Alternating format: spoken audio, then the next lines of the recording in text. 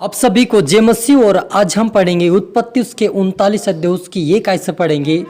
जब यूसुफ मिस्र देश में पहुंचाया गया तो पोतीफर नामक एक मिस्री ने, जो फिरौन का हकीम और अंगरक्षकों का प्रधान था, उसको इस्माइलियों के हाथ से जो उसे वहां से ले गए थे मोल लिया। यूसुफ अपने मिस्री के स्वामी के घर में रहता था और यह उसके संग था, इसलिए वह भाग्यवान पुरुष हो गया। हालेलुया। प्रार्थना करें।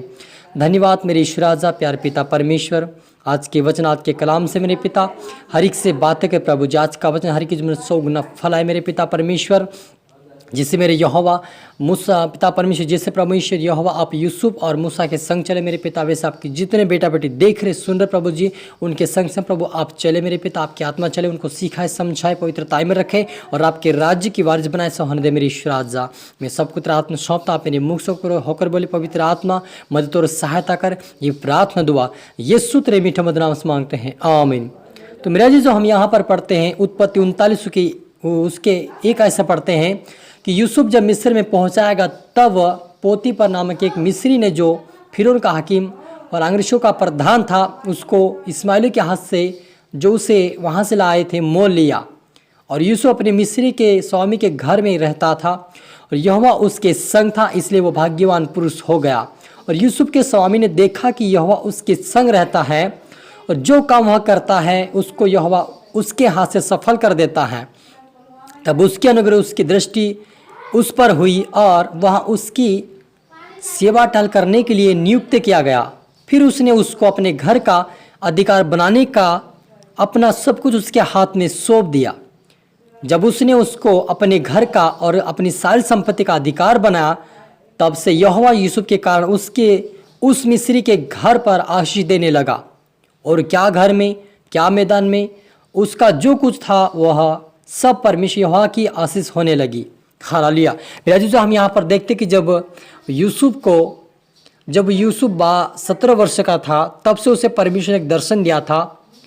और वह दर्शन था मेरे जीजो कि उन्हें परमेश्वर ने बताया था कि तारागण उसको दंडवत कर रहे हैं, सूर्य चांद भी कर रहे हैं। और दूसरा स्वप्न था कि खेत में पूले बांध रहे और सभी भाइयों का पुला खड़ा है और सभी भाइयों का पुला उसको दंडवत कर इस प्रकार से देखा था। इसलिए भाइयों ने समझा कि ये हमारे ऊपर राज्य करे, क्योंकि ये हम झुक रहे, हमारे पुले झुक रहे, इसका मतलब हमें झुकाएगा, हम इसके पैरों में रहेंगे। इसलिए उन्होंने क्या करा, उसको इस्माइलियों के हाथ में बेच दिया। उसके बाद इस्माइलियों ने क्या किया, पोतीफर मिस्री व्यक्ति को बेच दिया। और जब वह उस घर में, उस मिस्री के घर में रहने लगा, तब यहोवा उसके संग था मेरे अजीजों, और वे उसके यूसुफ के कारण उससे आशीष मिलने लगी। तो मेरे अजीजों, जब हम यहोवा परमेश्वर से प्रार्थना विनती करने वाले बन जाते हैं, उसकी आज्ञाकारिता में चलने लग जाते हैं, तो परमेश्वर हमारे कारण, हम जिस घर में रहते हैं, जिस परिवार में, वहाँ पर वो परमेश्वर आशीष करना शुरू कर देता है। क्योंकि हम आज्ञाकारिता में चलते हैं, उसकी इच्छाओं को पूरी करते हैं, उससे प्रार्थना विनती करते हैं, तब परमेश्वर हमारे हाथों के द्वारा उन घरों में, उस परिवार में आशीष देना शुरू करता है, क्योंकि परमेश्वर आशीष देने वाला परमेश्वर है। लेकिन हम यदि जो हम यहाँ पर देखते हैं कि यूसुफ को भाइयों ने मारपीट के गड्ढे में डाला और गड्ढे से उसको बाहर निकालकर बेच दिया, फिर भी उस अपने भाई को कुछ भी बुरा भला नहीं कहा। और ना परमेश्वर को उसने कोई शिकायत किया कि मुझे मारा या पीटा और मुझे बेचा, परमेश्वर ऐसा मेरा क्यों कहा, ऐसा उन्होंने कभी भी उनका जवाब नहीं दिया। लेकिन वो क्या करते रहा, यूसुफ क्या करते रहा, प्रार्थना करते रहा, वचन पढ़ते रहा, आज्ञाकारिता में चलता रहा। इसीलिए परमेश्वर मिस्र के घर में जो पोतीफर का पति था, जो पत्नी उसको आशीष देने लगा, क्योंकि यहोवा यूसुफ के संग था। तो मेरे अजीजों, जब आपके जीवन में कोई समस्या, कोई तकलीफ, कोई बुराया, कोई झगड़े आपके जीवन में यदि आए, आपके परिवार के प्रति, आपके परिवार से आपके प्रति कोई आए, तो आप ये समझ जाए कि परमेश्वर आपको उत्तम देना चाहता है। परमेश्वर आप उस परिवार से अलग करके आपको आशीष देना चाहता है। क्योंकि यूसुफ जब अपने भाई से अलग हुआ, तभी वो आशीषित रहा, तभी वो प्रधानमंत्री बनाएगा। वैसे ही परमेश्वर आज आप और मुझे भी, यदि कोई तड़ना आ रही, कोई समस्या है आपके जीवन में, तो आप निराश ना होइए। कोई आपके परिवार सताव दे रहे, आपको बुरा भला कह रहे हैं, तो आप इससे निराश ना होइए, उदास, लेकिन आप प्रार्थना करें, वचन पढ़े, ताकि परमेश्वर आपको उठाएगा, यूसुफ की तरह आपको सफलता करेगा, आशीषित करेगा और अपने स्वर्गीय राज्य की वारिस बनाएगा मेरे जीजो। क्योंकि यूसुफ नाराज नहीं हुआ, प्रार्थना करना नहीं छोड़ा, परमेश्वर के सम्मुख जाना नहीं छोड़ा, उसका वचन पढ़ना नहीं छोड़ा, उसकी आज्ञाकारिता में चलना नहीं छोड़ा, लेकिन क्या किया, वो परमेश्वर के प्रेम में बना रहा, उससे प्रेम करने लगा और अधिक प्रार्थना करने लगा और भी अधिक उपासना करने लगा और भी अधिक आज्ञा का कार्य होने लगा। इसीलिए परमेश्वर उसको आशीष दे रहा था।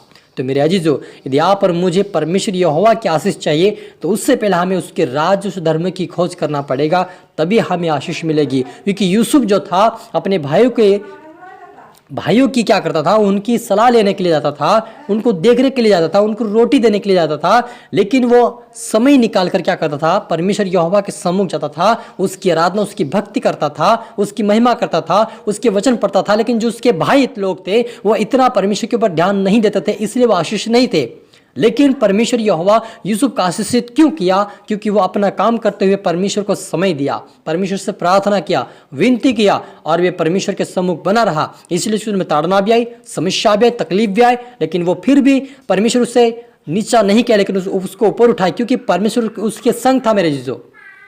इसलिए यदि आप और मेरे जीवन में कोई समस्या, कोई तकलीफ हो तो आप निराश ना हो, प्रार्थना करें। परमेश्वर आपको उन परिस्थितियों से, उस समस्याओं से, उस परीक्षाओं से, उस तड़नाओं से आप बाहर निकाल कर परमेश्वर आपको आज़ाद करेगा और हर काम आपको सफल और आशीषित करेगा। जैसे यूसुफ को किया वैसा आपको भी करेगा। हमें विश्वास करना कि यहोवा परमेश्वर यदि यूसुफ के संग चलता है तो वो मेरे संग भी चलता है। हमें विश्वास करना होगा। हालेलुया। क्योंकि विश्वास करते हैं वही परमेश्वर की संतान है।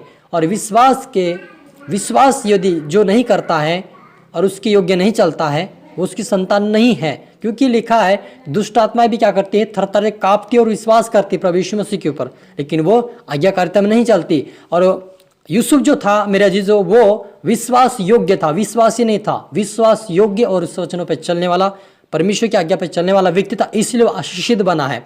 यदि हम विश्वास योग्य बनेंगे और परमेश्वर के वचनों का पालन करेंगे तो परमेश्वर हमें दुगनी आशीष देगा और ऊंचे स्थान पर खड़ा करेगा और ब्लेस करेगा।